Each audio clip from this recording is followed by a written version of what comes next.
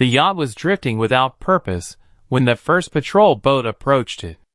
It was just after 5 in the morning, the hour when the shoreline seemed suspended between night and day. Fog hovered above the water, turning the distant buildings into pale shadows. From the deck of the patrol boat, officers could see warm lights glowing through the yacht's windows. Music was still playing. Not loudly. Just enough to be heard across the water. That was what made the scene feel wrong. A vessel carrying people should have been moving toward the marina. Instead, it floated several hundred yards from shore, its engine silent, its anchor nowhere in sight. Officer Daniel Reeves was the first to step aboard. He called out. There was no answer. The music continued. Inside, the yacht looked as though a celebration had ended without anyone bothering to clean up. Half-empty glasses stood on tables. A bottle of champagne had been knocked onto the floor. A woman's scarf lay beneath a chair, and several pairs of expensive shoes were scattered near the stairs. Then Daniel noticed the blood. It led toward the rear cabin. He stopped outside the door and called for his partner. They entered together. Mara Bennett was lying motionless beside the bed. She was 51 years old. For several seconds, neither officer spoke. The cabin was cold. One curtain moved gently with the morning breeze, brushing against the window as though someone had left it open. Mara's face carried injuries that immediately told investigators this had not been an accident.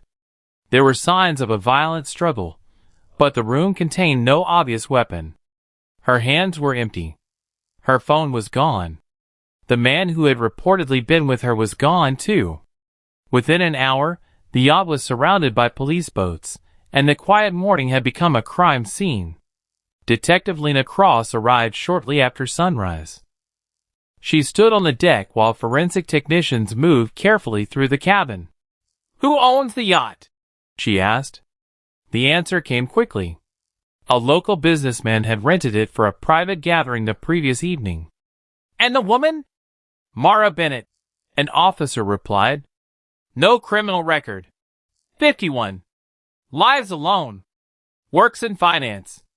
Lena looked toward the cabin. "Who was she with?" Nobody knew. Witnesses at the marina had seen Mara arrive with a man sometime after midnight. He was described as tall, well-dressed, and unfamiliar to everyone questioned. They had been talking closely. Mara had not appeared frightened. She had appeared willing to go. That detail bothered Lena more than anything else. Why would a woman who seemed cautious enough to travel alone agree to board a luxury yacht with a man she had apparently met only hours earlier? By 7 o'clock, investigators had searched the main deck and most of the cabins. Then a technician found something beneath a leather seat. A man's jacket.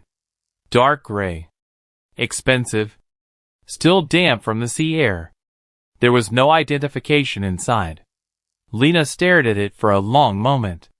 "Bag it," she said.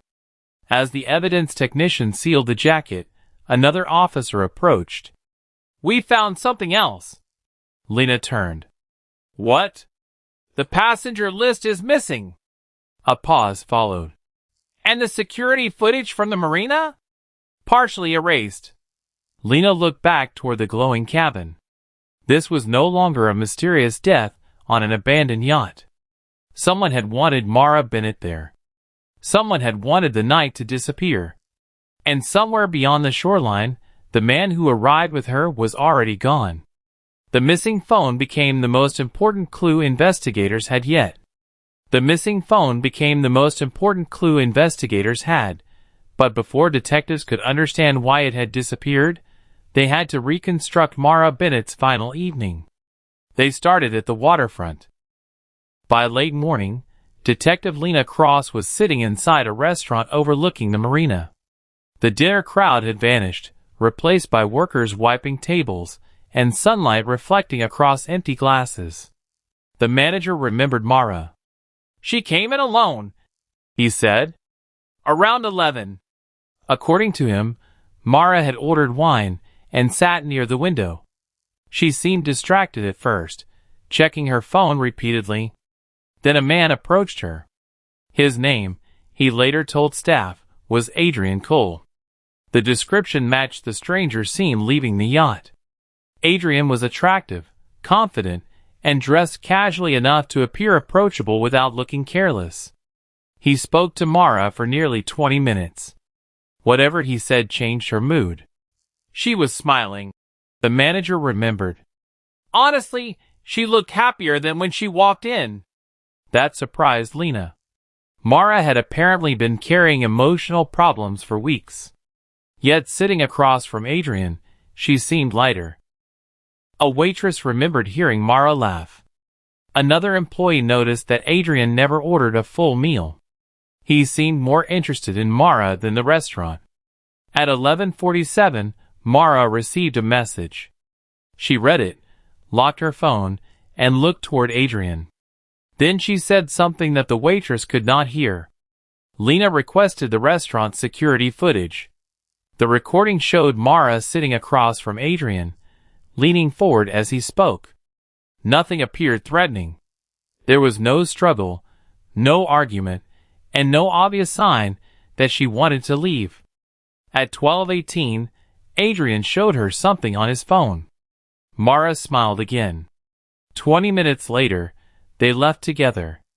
That was when the investigation took its first unsettling turn. A camera outside the restaurant captured them walking toward the marina. Mara was beside Adrian, carrying a handbag. She appeared completely willing to follow him. But Adrian kept looking behind them. Once. Then again. Then a third time. Each time, his expression changed slightly. It was not the casual glance of someone admiring the waterfront. He seemed to be checking whether someone was watching. Lena replayed the footage several times. Zoom in, she said. The technician enlarged the image. Adrian's face remained partly obscured by the angle, but his eyes were unmistakable. He looked toward the street, then toward a parked vehicle across the road. Mara never noticed. At 12:41, they reached the marina entrance. Adrian opened the gate. Mara followed. The next camera showed them walking down the dock toward the yacht. Then the footage ended.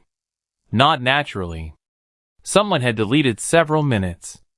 Lena leaned back in her chair. The restaurant witnesses had given her one version of the evening. Mara met a stranger, trusted him, and accepted an invitation. The cameras suggested another version. Adrian had expected someone to follow them. And if he had been watching his back, Lena wondered, exactly who had he been afraid of? She requested every camera surrounding the marina. One recording was being recovered. And when it finally appeared, it showed Mara turning toward the parking lot just before boarding the yacht. For a moment, her smile disappeared. Adrian noticed it too. He stepped closer to her, said something, and guided her toward the yacht. The sedan remained where it was. Its driver never got out. By the time detectives reached that point in the footage, the car had vanished. Lena froze the image.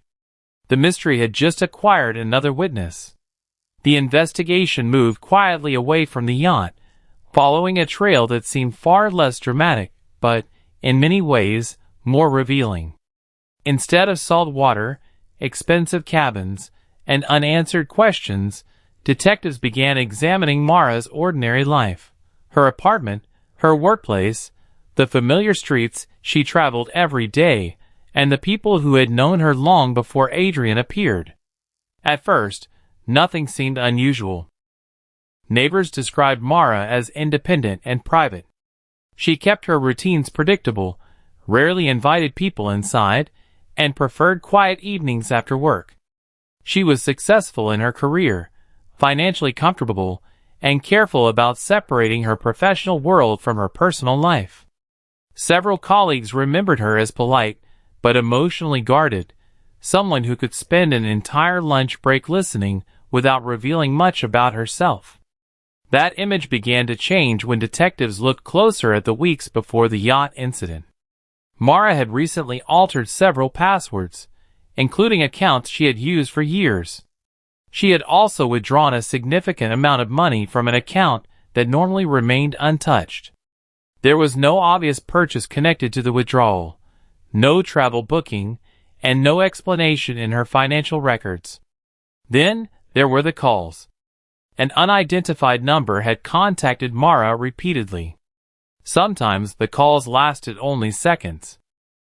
Other times, she remained on the phone long enough for detectives to wonder whether she was speaking to someone she already knew. Mara had never saved the number, yet she had not blocked it either. Investigators began asking a simple question: why would a careful woman repeatedly answer calls from someone she refused to identify? The answer might have been hidden in the one person Mara had trusted enough to speak honestly with. Her closest friend, Elena, initially hesitated when detectives questioned her. She admitted that Mara had seemed different recently, but she had assumed it was stress. Mara had become distracted during conversations, checked her phone more often, and sometimes stopped talking whenever strangers approached. Then Elena remembered one conversation that changed everything. A few days before Mara disappeared, the two women had met privately. Mara had seemed frightened, although she tried to hide it behind her usual calm expression. She told Elena that someone from her past had returned. Elena had asked who. Mara never gave her a name. Instead, she said that some things were better left buried. At the time, Elena thought Mara was referring to an old relationship, perhaps a painful friendship or a mistake she regretted. Mara had always been protective of her history, and Elena knew better than to force an explanation. But Mara had said something else. She told Elena that if anything happened to her, the past was where they should look first. That sentence now carried a completely different weight. Detectives returned to Mara's records and began searching for connections between her recent behavior and people from earlier periods of her life. Old addresses were reviewed. Former colleagues were contacted. Previous relationships were examined. Names that had not appeared in Mara's current circles suddenly became relevant again. And one possibility became increasingly difficult to ignore. Adrian might not have been a random stranger who happened to cross Mara's path. He could have been connected to the secret she had been trying to protect. The yacht, once believed to be the center of the mystery, now looked more like the final piece of a much older story. Someone had apparently been watching Mara, calling her, frightening her, and pushing her toward decisions she had kept hidden from everyone around her. But there was still one question detectives could not answer. If Mara had recognized the danger before anyone else did, why had she never told Elena the full truth? The answer would force investigators to look beyond the people Mara had recently known and into a chapter of her life she had spent years trying to erase. And somewhere inside that forgotten past was the first real clue to who Adrian truly was. Detectives understood Mara's silence was not a personality trait. It may have been a shield, built to keep person, memory, or event from finding its way into her life. The shield from the past was beginning to crack. The forgotten past that detectives had begun examining soon produced a name Mara had carefully kept out of her present life: Daniel Voss. Daniel was a powerful businessman, known for expensive properties, political connections, and a reputation for getting what he wanted. Years earlier, he and Mara had shared a relationship that few people knew about. It had begun quietly, when Mara was still building her career, and for a time she believed Daniel understood her better than anyone else. That belief did not last. According to people who knew Mara during those years, Daniel gradually became controlling. He questioned where she went, who she spoke with, and why she needed independence from him. His influence often appeared disguised as generosity. Gifts became expectations, favors became obligations, and private disagreements somehow became matters Mara felt she could never escape. Eventually, Mara ended the relationship. She did not make a public accusation, and she refused to discuss the details with colleagues. Instead, she simply walked away and rebuilt her life without Daniel. Years passed, and she appeared determined to keep that chapter permanently closed. Now investigators had evidence suggesting Daniel had reopened it. Messages recovered from Mara's devices showed that Daniel had contacted her recently. Some were brief and seemingly harmless. Others carried a more personal tone, referring to memories only the two of them would understand. Mara had not responded consistently, but she had apparently continued receiving the messages. When detectives questioned Daniel, he remained remarkably calm. He admitted knowing Mara, but described their relationship as something that had ended long ago. He claimed Mara had become increasingly fixated on the past, and suggested that she was the one attempting to revive an old connection. Daniel denied threatening her. He denied following her. Most importantly, he denied having anything to do with her death. His answer sounded confident, almost rehearsed. Daniel explained that his position and reputation made it absurd to suggest he would risk everything over a woman from his past. He insisted that he had moved on, married, and built a successful life. But investigators were not interested in how convincing Daniel sounded. They were interested in what he knew. During questioning, detectives mentioned the yacht only in general terms. They did not describe its private areas, the location of specific objects, or details surrounding what had happened aboard it. Those facts had deliberately been withheld from the public. Daniel nevertheless made a mistake. He referred to a section of the yacht that investigators had never mentioned. The room went quiet. Daniel quickly tried to correct himself, claiming he had heard the information from someone else. But detectives knew the detail was not part of any public report. It was one of several pieces of evidence being protected because only someone close to the investigation, the yacht, or the events surrounding Mara could reasonably know it. The question immediately changed. How did Daniel know? Investigators reviewed his phone records, financial transactions, travel history, and communications. They also began examining whether Daniel had any connection to the yacht's crew or its ownership. For the first time, the investigation had moved beyond suspicion. There was now a specific person with a history, a motive that might still exist, recent contact with Mara, and knowledge he should never have possessed. Yet Daniel's confidence suggested he believed detectives had misunderstood something important. And before the night was over, investigators would discover that Daniel was not the only person connected to Mara's hidden past. Someone else had been communicating with him. That discovery would force detectives to reconsider whether Mara had been running from one dangerous person, or from a secret involving several of them. Former employees described Daniel as someone who rarely acted without calculating the consequences. If he wanted information, he found a way to obtain it without leaving an obvious trail. That made his knowledge of the yacht troubling. It suggested planning, access, or contact with someone who had been there. Mara's fears suddenly seemed less mysterious. Perhaps she had discovered that Daniel's return was connected to something dangerous, something she had spent years trying to keep hidden. And if Daniel had help, investigators needed to discover who stood beside him. The possibility that Daniel had not acted alone gave detectives a new direction. Instead of treating the yacht gathering as an ordinary social event, they began reconstructing every moment that had led Mara there. Phone records were compared with marina cameras, messages, photographs, and statements from everyone who had been present. The timeline quickly challenged the original assumption. Mara had not simply received a last-minute invitation and decided to attend. Someone had deliberately arranged for her to meet Adrian. The invitation appeared casual on the surface, but investigators discovered that several details had been coordinated beforehand. The timing, location, and people present all pointed toward planning rather than coincidence. Marina security footage became especially important. Cameras showed Mara arriving at the marina alone.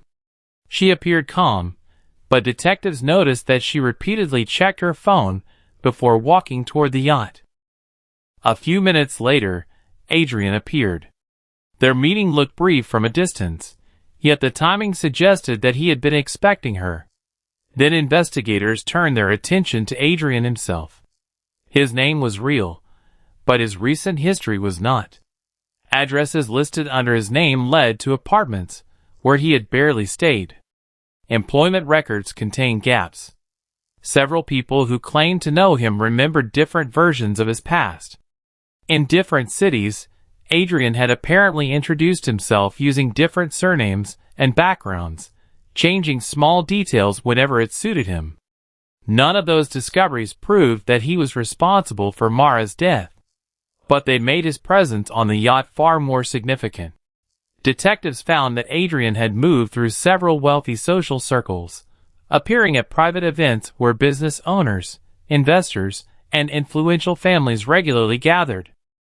He seemed comfortable around people with money and connections, yet almost nothing about his own life could be independently verified. The question became obvious. Why had someone with such a carefully constructed identity been interested in Mara? Investigators returned to her final communications with Elena.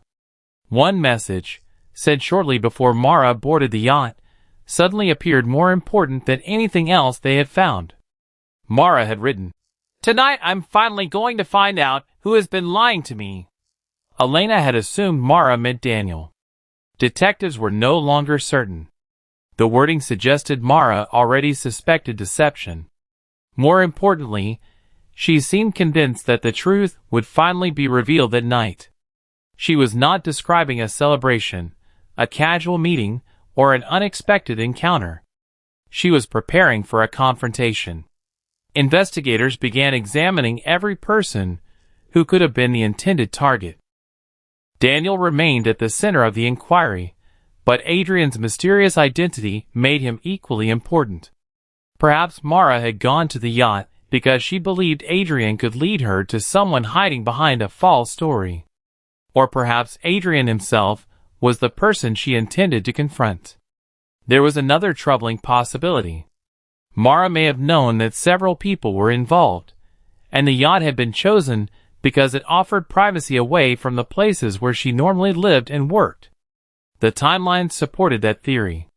She had changed passwords, withdrawn money, received unexplained calls, warned Elena about someone from her past, and then accepted an invitation that appeared to place her directly in front of the answers she had been seeking. None of those decisions looked random anymore. Detectives studied the marina footage again, slowing down each movement and comparing it with phone activity. Mara arrived carrying no luggage and showed no sign that she expected to stay long. She looked like someone entering a meeting, not someone preparing for an evening party. Then another detail caught their attention. Before boarding, Mara stopped and looked back toward the parking area. It lasted only a moment, but investigators wondered whether she had been checking to see if someone had followed her. The mystery had changed completely.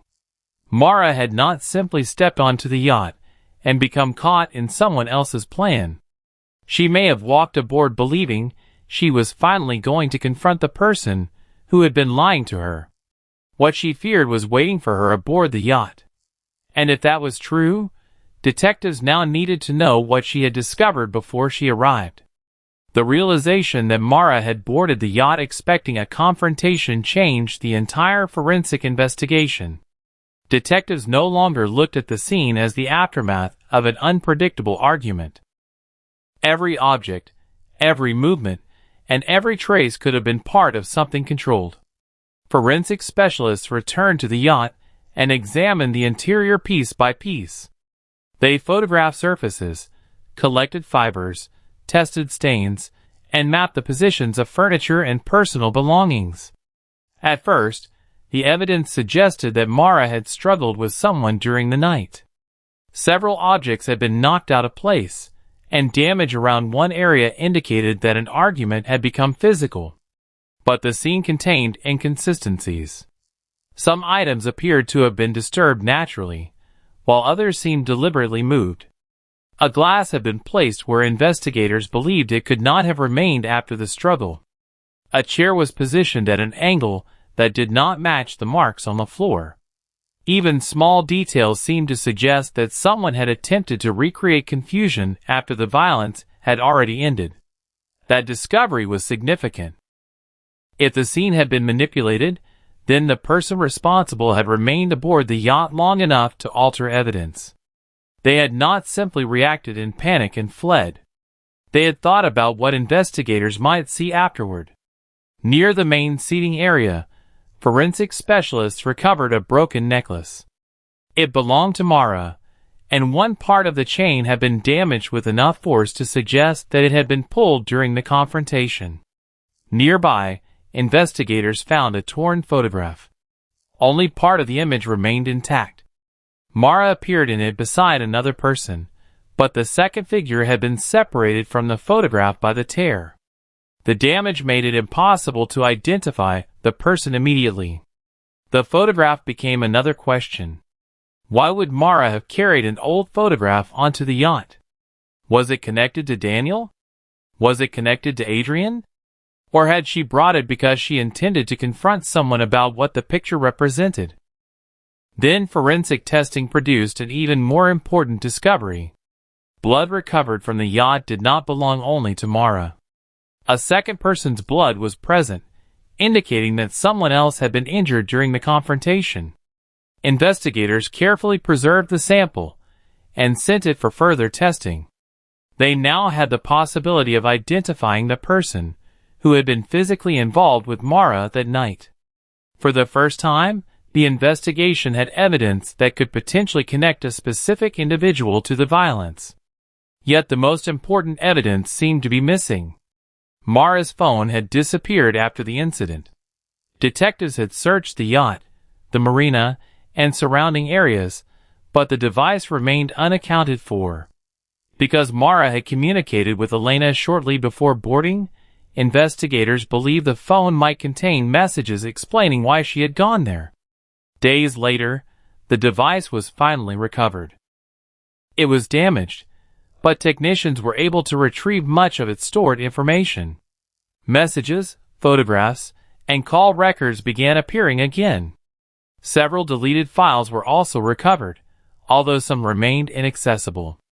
Then investigators discovered an audio recording. The file had been created during the night Mara died. For a moment, everyone believed it might reveal what happened inside the yacht. But when technicians opened the recording, they found only a fragment.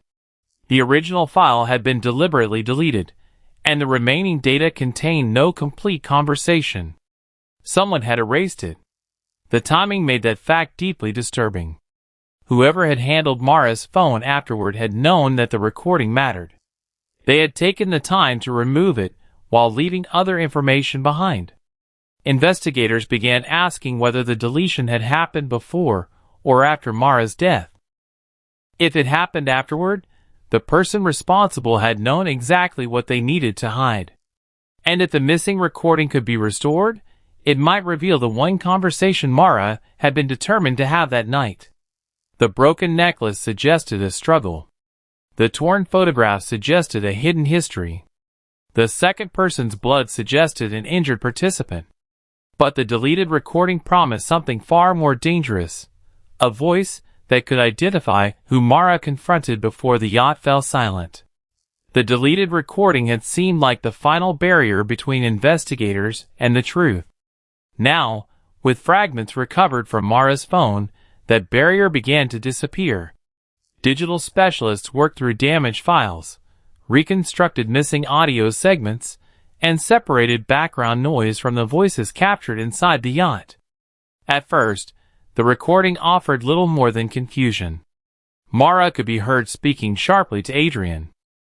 Her words were incomplete, but her tone was unmistakable. She sounded angry, demanding answers from someone she had apparently expected to confront. Adrian responded in a controlled voice, although several portions were too damaged to understand. Then footsteps could be heard outside the cabin. The door opened. Another man entered. The change in Mara's voice was immediate. Only moments earlier, she had sounded determined. Now her words became quieter, and the anger disappeared beneath obvious fear. Investigators replayed that section repeatedly, trying to understand what had caused such a sudden reaction. Mara knew the second man. There was no hesitation in her voice, no question about his identity. She seemed to recognize him the moment he entered. Technicians enhanced the recording further. They filtered the background sounds, isolated individual voices, and reconstructed several damaged phrases. Most remained incomplete, but one sentence survived clearly enough to change the direction of the investigation. "You told me he'd never find out." The room went silent. Detectives immediately asked the same question.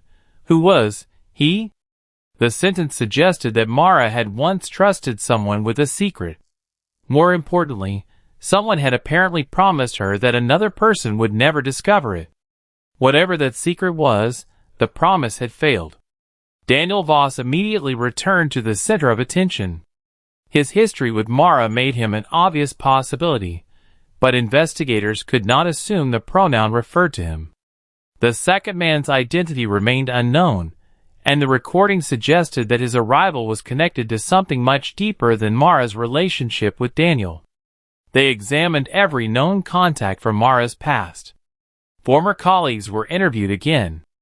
Old financial records were reviewed. Archive photographs were compared with names connected to Daniel's business network. Investigators also searched for people who had moved between the same cities as Adrian. A disturbing pattern emerged. Adrian had disappeared. His apartment was empty. His phone had stopped connecting to known networks. Recent transactions suggested that he had left quickly, yet there was no clear record showing exactly where he had gone. At first, investigators suspected he had fled the country. Then they discovered something stranger. Records indicated that Adrian may have traveled using another identity. The passport trail appeared to lead toward an international departure, but surveillance footage at the airport failed to produce a reliable match. One camera showed a man resembling Adrian, while another suggested the traveler was someone else entirely. It was possible Adrian had escaped. It was also possible that he wanted investigators to believe he had. Detectives now faced two mysteries at once: the identity of the second man inside the cabin and the true identity of the person who had apparently vanished. The investigators also noticed that Mara's final message to Elena now carried a different meaning. She had said she was going to discover who had been lying to her, but the recording suggested she already knew part of the answer. Perhaps she had arranged the meeting because someone had finally revealed enough information to force a confrontation. The yacht had not been a trap created without warning. Mara may have walked into it believing she could expose the truth, unaware that the person she feared was already waiting for her. Meanwhile, the recovered audio contained another faint sound beneath the conversation. Technicians isolated it and discovered what appeared to be a name, spoken quietly near the end of the recording. They could not yet make it out clearly. But one thing was certain. Mara had not been afraid of Adrian alone. Someone else had entered that cabin, someone she already knew, someone connected to the secret she had tried to protect. And if investigators could identify that voice, they might finally understand what Mara had been promised, and why someone had been so determined to make sure the truth stayed buried. The faint name in the recovered recording gave investigators enough to reopen every connection surrounding Mara, Adrian, and Daniel. What they discovered was more complicated than a simple relationship between an influential businessman and a former lover. Their lives had been connected through money, promises, and carefully controlled information. Daniel had not simply returned to Mara's life by chance. Evidence suggested that he had arranged for Adrian to approach her under a false sense of trust. Adrian was supposed to become familiar with Mara, learn what she knew, and eventually guide her toward a meeting with Daniel. Mara had believed she was making her own decisions. In reality, someone had been quietly steering her toward the yacht. Financial records revealed payments made through companies connected to Daniel. None directly named Adrian, but several transfers eventually led investigators toward intermediaries who had communicated with him. The amounts were not enormous compared with Daniel's wealth, yet their timing was significant. Payments appeared shortly before Adrian made contact with Mara and again after important meetings between them. The arrangement seemed straightforward. Gain Mara's confidence. Discover what she knew. Bring her close enough to Daniel that he could control the conversation. But Adrian had apparently changed the plan. Investigators found evidence that he had begun warning Mara instead of manipulating her. His messages became less consistent with Daniel's instructions. He asked questions about her safety and appeared increasingly concerned about what might happen if she met Daniel. At some point, Adrian stopped behaving like an employee and started behaving like someone trying to protect the woman he had been hired to deceive. That changed everything. It explained why Adrian's identity had been so carefully constructed, why he had appeared in wealthy social circles, and why he had been positioned close to Mara. It also explained why he might have known about the yacht before investigators publicly revealed its details. But it created a new mystery. If Adrian had arranged the meeting, was he still responsible for what happened afterward? The forensic evidence suggested otherwise. The blood found aboard the yacht belonged to another person. The recovered recording captured Adrian arguing with Mara before the second man entered. Most importantly, Mara's voice changed when that person appeared. She had been angry with Adrian, but she was afraid of someone else. Investigators began considering the possibility that Adrian had helped create the meeting but had not planned the murder. Perhaps he had arranged the confrontation because Daniel demanded it, only to realize too late that Mara was in danger. Perhaps he had stayed because he wanted to stop something worse from happening. Then Adrian disappeared. For days, investigators searched for him without success. Every apparent lead ended somewhere different. His known identities produced contradictory travel records, and his financial trail seemed deliberately designed to confuse anyone following it. Just when detectives believed he had escaped permanently, a call came into the police station. The caller refused to identify himself. His voice was distorted, but investigators recognized the hesitation and rhythm from the recovered recording. It was Adrian. He did not explain where he was. He did not ask for money or protection. Instead, he delivered a warning that immediately silenced everyone listening. "You have been looking for the wrong killer." The line went dead. Detectives stared at one another. If Adrian was telling the truth, then the person responsible was still free. And somewhere beyond their investigation, the real killer was already watching to see what they would discover next. The call raised a possibility. Adrian had not contacted police to clear his name. He had contacted them because he knew investigators were approaching from the wrong direction. If he had been protecting Mara, he might possess information explaining the missing recording, the second man's identity, and Daniel's role. Yet Adrian had offered only a warning, not an explanation. That meant detectives had no proof that he was innocent. They only knew he possessed information the killer did not want exposed. The next step: trace the call, locate Adrian, and discover what had convinced him to break his silence. Before they found him, evidence surfaced in Mara's records, revealing a payment made shortly before the yacht meeting. The unanswered question surrounding Adrian's warning finally had an answer. After days of uncertainty, investigators located him and brought him in for questioning. This time, Adrian stopped hiding behind the identities he had created and agreed to tell them what had happened aboard the yacht. He admitted that his relationship with Mara had begun as a deception. Daniel had hired him to approach her, gain her confidence, and persuade her to attend the yacht meeting. Adrian knew Daniel wanted another opportunity to speak with Mara, but he claimed he did not understand how dangerous the situation would become. At first, Adrian insisted he believed the meeting would be controlled. Daniel would confront Mara, explain himself, and convince her to remain silent about matters from their past. Adrian expected an uncomfortable conversation, perhaps an argument, but nothing more. That assumption changed the moment Mara entered the cabin. According to Adrian, Mara immediately challenged Daniel. She accused him of manipulating her for years, controlling her decisions, and using money and influence whenever she attempted to distance herself. She told him that she was finished being afraid of what he could do. Daniel tried to remain calm, but Mara knew exactly where to hurt him. She threatened to expose everything. She had discovered information about their old relationship, financial arrangements, and the people Daniel had used to protect his reputation. She told him that she had kept quiet for years because she wanted to move forward, but his return had convinced her that silence was no longer protecting anyone. Daniel's carefully controlled expression began to disappear. Adrian described the atmosphere inside the cabin as increasingly tense.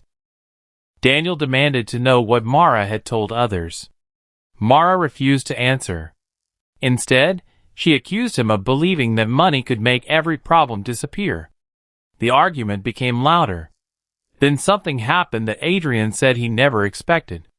Daniel lost control. Adrian's account suggested that the confrontation turned violent within moments. Mara tried to get away, while Adrian realized that the situation had gone far beyond the meeting Daniel had originally described. He claimed he attempted to intervene, but fear stopped him when he understood how much power Daniel possessed. Adrian knew Daniel could destroy his life.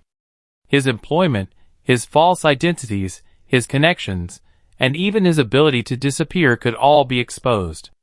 If Daniel decided Adrian was a liability, there was little reason to believe anyone would protect him. So Adrian fled. He admitted that leaving Mara behind was the decision he regretted most. He also admitted something investigators had suspected from the beginning. He had deleted part of the recording. But his explanation was not what they expected. Adrian said he removed the section because it contained information that could identify another person connected to Daniel.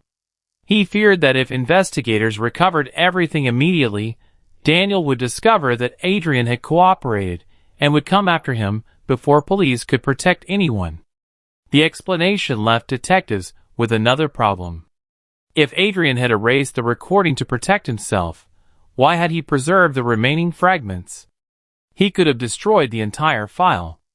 Instead, he left enough evidence for investigators to discover that another man had entered the cabin and that Mara had recognized him. Adrian claimed he wanted the truth found eventually, but he needed time. Now investigators had to determine whether that explanation was genuine or another carefully constructed lie. Daniel had a motive, influence, and a history with Mara. Adrian had arranged the meeting, deceived her, and fled afterward. Yet the missing portion of the recording still held the identity of the person Mara feared most. Before investigators could confront Daniel again, forensic specialists recovered another fragment from the deleted file. This time, the audio contained a name. And that name belonged to someone who had never appeared in the investigation before. The discovery changed the meaning of Adrian's confession. He had not simply been hiding his own involvement. He may have been protecting someone whose identity could expose the entire arrangement. Detectives compared the recovered name against Daniel's business records, photographs, and communications. The search produced a match, but the person connected to that name had already disappeared before investigators arrived. The name recovered from the damaged recording finally gave investigators the missing connection, but it also forced them to reconsider Adrian's confession. The new evidence showed that Adrian had not deleted the recording simply to protect Mara or conceal another person. He had removed the most incriminating portion because it revealed his own role in the deception. Adrian had known from the beginning that Mara was being manipulated. He had approached her using a false identity, gained her trust, and encouraged her to attend the yacht. Even after he began feeling sympathy for her, he continued participating in the arrangement. When the situation became dangerous, his first instinct had been to protect himself. He had chosen survival over justice. That decision did not make him responsible for Mara's death, but it meant he could no longer describe himself as an innocent witness. He had helped create the circumstances that placed Mara in danger, then erased evidence when he realized what those circumstances had become. Investigators now turned their attention back to Daniel. The recovered recording, forensic evidence, financial records, and Adrian's testimony formed a much clearer picture. Daniel had arranged the meeting, used Adrian to manipulate Mara, and confronted her when she threatened to expose their shared history. During the confrontation, Daniel had lost control. Afterward, he had attempted to make the scene appear more chaotic than it really was. The broken necklace, displaced objects, and other details were no longer random pieces of a confusing crime scene. They were part of an effort to obscure what had actually happened. Daniel wanted investigators to see disorder instead of intention. But the evidence had survived. Daniel was arrested after detectives presented the accumulated findings. His influence, wealth, and carefully maintained reputation could no longer protect him from the investigation. The public image he had spent years building began to collapse almost immediately.